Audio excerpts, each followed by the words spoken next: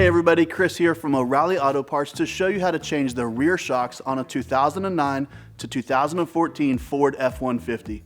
Before I get into that, take a second to subscribe to our channel if you haven't already so you don't miss out on any of our new content. Today I'll be changing the rear shocks on this 2012 Ford F-150 XLT 5-liter, and procedures will be similar on a lot of F-150s from 2009 to 2014. But be sure to know the specifics for your truck before getting started. If you're not completely comfortable doing this yourself, we'd be happy to recommend a professional technician in your area. Once you've got your supplies together, here's what you'll do. Park on a level surface with the truck in park. Chock the front wheels and jack up the rear end so that the tires are off the ground. We've just removed the tire so the job would be easier for you to see. It isn't necessary unless you want more room to work. Start at the bottom of the rear shock. Use an 18mm box wrench to secure the nut.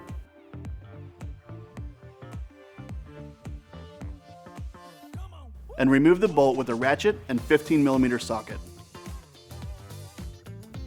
Follow the same procedure for the top nut and bolt, using an 18mm box wrench and 15mm socket to remove the nut and bolt. Take the old shock out of the wheel well.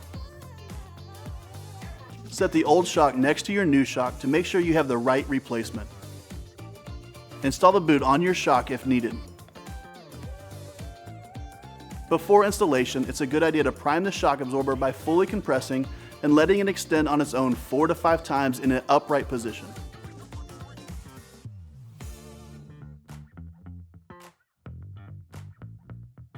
Raise the new shock into position in the wheel well. Use your nut and bolt to fasten it at the top. Do the same at the bottom. Using your 18mm box wrench and 15mm socket, torque the bolts at top and bottom to 66 foot-pounds.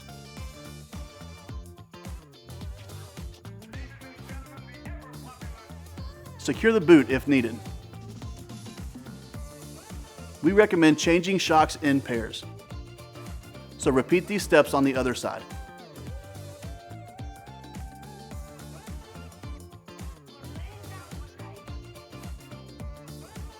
Lower your vehicle and use a torque wrench to tighten the lug nuts in a star pattern to 150 foot-pounds.